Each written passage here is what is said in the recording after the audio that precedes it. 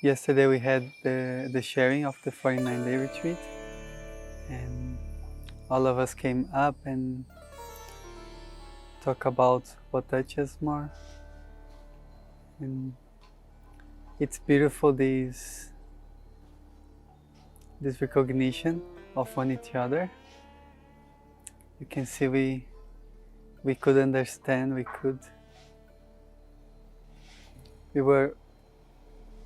there was a recognition there of what the other was talking, what the other was passing through, and it was beautiful to see how connected we were during this whole time there. And I just realized that during the sharing, this Vajra relationship that goes beyond the personalities, something in the background that grows and supports us.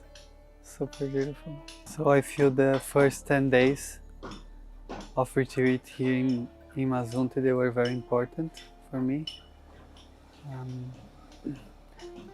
To have the lectures with Sahaj and to be meditating with everyone, it created a huge inertia for me to continue to the whole retreat. And there was a lot of expectations, not my expectations, not that I was expecting anything specific, but I was supported by a lot of people to do this retreat through a crowdfund campaign, and I felt a lot of responsibility to honor their support. So this thought came a lot of times, like, are you really ready to do this 49-day retreat? Are you really gonna be able to honor all the support? And this was the first big drop of the ego that it happened for me. At some point, doing self-inquiry, I realized this was not real. It was just expectations and putting pressure on myself. And after dropping this, so much freedom came, so much ease. There was kind of a reinvoking of my whole life since childhood until now, and even things I didn't remember happened. All these memories of really young childhood,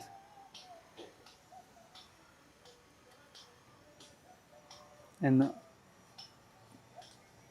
together with the depth of the meditation and with this openness of the heart and with this compassion that came, it was so healing to go through all of that. I could feel the pain of all the painful experiences. I could feel the pain of people that, by their ignorance, brought me a lot of pain in my life. I could feel all the pain that I brought to others by my ignorance. And at some moments, when the heart opened more and more and the real compassion came through, this compassion that comes through recognition of the other being also yourself. The willingness to give love to these beings was so present, and at some point I felt I could give my life to all of them without even blinking. And we always hear about these things now. We hear in the teachings that about compassion, about empathy, and all these social conditionings about taking care of the others, but it's all like in a mental level. It's all because we were told so, or we want to do that because there is a there is an interest there, even though it's an interest of harmony of the relationship, but it's still an interest. But with this deep compassion, I felt that the true compassion, it doesn't pass through the mind. It's something that flows naturally, that comes from this recognition, and there's no thinking, there's no decision that needs to be made. It's just a flow. It's like Sahaja said, there is a child drawing in the sea, and the mother don't think about it. She just go. So yeah, with that came a lot of trust, a lot of surrender as well, and just the trust that from now on I will be able to serve others, to hold space for others without all these concepts in my mind, just from the heart. I always wanted to come back to nature, to reconnect with nature by grasping, by this externalization, no? But the true reconnection, it comes from here. It comes from this recognition and this listening, this true listening with the heart. When you're there, when you're sitting there, it's not overwhelming. It's so natural.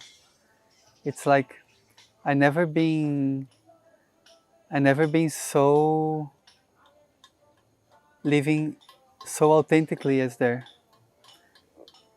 And where else you can do this? Where else you can be without the expectations of people, without all these distractions, without all these to-do lists and projects and doing. There is just being. And this experience of being is what we are missing. It's truly what we are missing in our lives. It's what we had thousands of years ago. And that's why we were much wiser than now.